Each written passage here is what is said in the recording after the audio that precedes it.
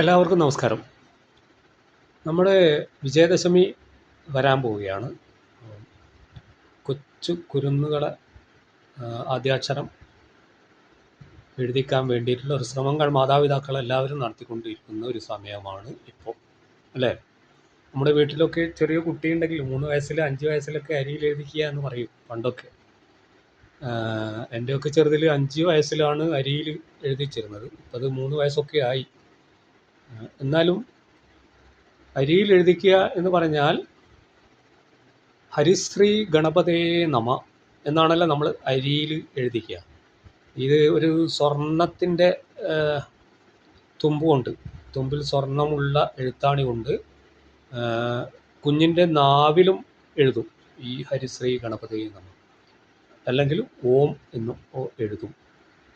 അപ്പം നമ്മളിത് ഇപ്പോൾ എന്താണ്, ഇതൊരു ബിസിനസ്സായി, കച്ചവടമായി മാറിയിരിക്കുക. ഇപ്പോൾ ഇപ്പോഴെ തന്നെ പലരും പരസ്യം ചെയ്ത് കഴിഞ്ഞിരിക്കുന്നു, രജിസ്ട്രേഷൻ തുടങ്ങിക്കഴിഞ്ഞിരിക്കും. അത് പരിമിതമായ ആളുകൾക്ക് മാത്രമേ നമുക്ക് വിദ്യാരംഭത്തിന് ഇരുത്താൻ പറ്റൂ. അതുകൊണ്ട് മുന്നേ രജിസ്റ്റർ ചെയ്യുന്ന ഇത്ര ആൾക്ക്, 500 ആൾക്ക് അല്ലെങ്കിൽ 1000 ആൾക്ക് മാത്രമേ പങ്കെടുക്കാൻ പറ്റൂ എന്നൊക്കെ പറഞ്ഞ് പലരും പരസ്യമൊക്കെ ചെയ്യാൻ തുടങ്ങി. കാരണം ഇതൊരു ബിസിനസ്സായി മാറിയിരിക്കുകയാണ്.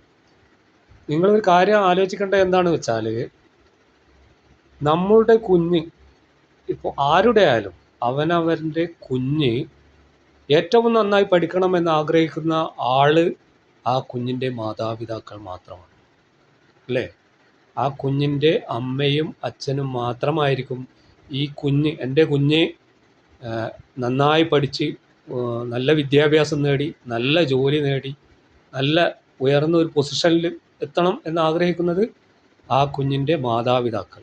ഒരു പക്ഷേ അതിനേക്കാൾ കൂടുതൽ ആലോചിക്കുന്ന വേറെ 2 പേരുണ്ടായിരിക്കാം. അതാരാണെന്ന് പറഞ്ഞാൽ ആ കുഞ്ഞിൻ്റെ പിതാവിൻ്റെ പിതാവോ അല്ലെ മാതാവിൻ്റെ പിതാവോ അല്ലെങ്കിൽ ആ മാതാവിൻ്റെ മാതാവോ, ഇങ്ങനെയുള്ള ആ കുടുംബം.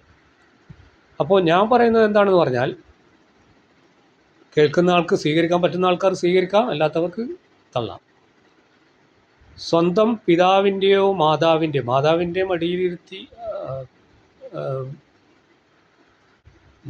മാതാവ് കുഞ്ഞിനെ എടുത്ത് പിതാവിൻ്റെ മടിയിലിരുത്തി 2 പേരും ചേർന്ന് കുഞ്ഞിന് ഹരിശ്രീ ഗണപതേ നമ എന്ന് ഭയഭക്തി ബഹുമാനത്തോടെ കുഞ്ഞിന് പറഞ്ഞു കൊടുക്കുന്നതാണ് നല്ലത്. പണ്ടൊക്കെ ഗുരുകുല സമ്പ്രദായമൊക്കെ ഉള്ള സമയത്ത് ഗുരുനാഥൻ്റെ അടുത്ത്, അതായത് ഈ ശിഷ്യനെ ശിഷ്യനായി കാണുന്ന ഗുരുനാഥൻ്റെ അടുത്ത് പോയി ഹരിശ്രീ എഴുതിക്കുന്ന ഒരു കാലം ഉണ്ടായിരുന്നു. ഇപ്പോൾ വിദ്യാഭ്യാസ മേഖലയൊക്കെ എങ്ങനെയാണെന്ന് എനിക്കറിയില്ല. കാരണം ഞാൻ അതൊരു പ്രായം കഴിഞ്ഞു, വിദ്യാഭ്യാസത്തിൻ്റെ പ്രായമൊക്കെ കഴിഞ്ഞു. നിങ്ങളുടെ കൺമുന്നിലുണ്ടാവും, അല്ലേ? ഇപ്പോഴത്തെ വിദ്യാഭ്യാസ മേഖലയൊക്കെ ഏത് തരത്തിലാണെന്ന് നിങ്ങൾക്ക് കാണാൻ പറ്റുന്നുണ്ടാവില്ലേ? അപ്പോൾ നിങ്ങളുടെ കുഞ്ഞിനെ ഏറ്റവും കൂടുതൽ നല്ല വിദ്യാഭ്യാസം കൊടുക്കാൻ ആഗ്രഹിക്കുന്നത് നിങ്ങളുടെ മാതാപിതാക്കളോ അല്ലെങ്കിൽ നിങ്ങളോ ആയിരിക്കും. അപ്പോൾ ഒരു പക്ഷേ കുഞ്ഞിൻ്റെ മാതാവിൻ്റെയും പിതാവിൻ്റെയും അടുത്തിരുന്ന്, മാതാവും പിതാവും ചേർന്നിരുന്ന് 2 പേരും കൂടി കുഞ്ഞിന് ഹരിശ്രീ ഗണപതേ നമ എന്ന് ചൊല്ലി എഴുതി പഠിപ്പിച്ചു കൊടുക്കുക. അല്ലെങ്കിൽ മാതാവിൻ്റെ മാതാവോ അല്ലെങ്കിൽ പിതാവിൻ്റെ പിതാവോ അങ്ങനെ ആരെങ്കിലും ഉണ്ടെങ്കിൽ അവരെ കൊണ്ട് ചെയ്യിക്കുന്നതായിരിക്കും ഉചിതം. എനിക്ക് വേണ്ടത്ര വിദ്യാഭ്യാസം ഇല്ലപ്പ, അതുകൊണ്ട് ഞാൻ ചെയ്യുന്നതിനേക്കാൾ നല്ലത് ഒരു കവി ചെയ്യുന്നതല്ലേ നല്ലത്, അല്ലെങ്കിൽ ഒരു എഴുത്തുകാരൻ ചെയ്യുന്നതല്ലേ നല്ലത്.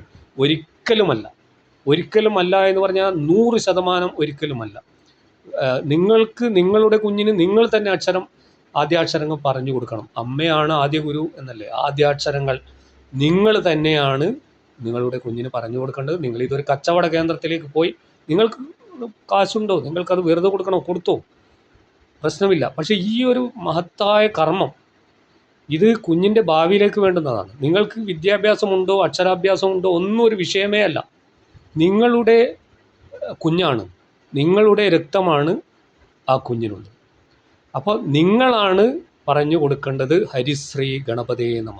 നിങ്ങൾക്ക് മാത്രമേ അത്രയും ഈശ്വരൻ്റെ പാദങ്ങളിൽ വീണ് നമസ്കരിച്ച് നിങ്ങൾക്ക് മാത്രമേ നിങ്ങളുടെ കുഞ്ഞിന് ഹരിശ്രീ ഗണപതേ നമ എന്ന് പറഞ്ഞു കൊടുക്കാൻ, ആദ്യാക്ഷരങ്ങൾ പറഞ്ഞു കൊടുക്കാൻ നിങ്ങൾക്ക് മാത്രമേ കഴിയൂ.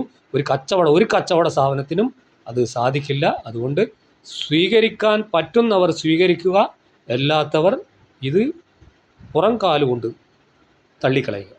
നമസ്തേ.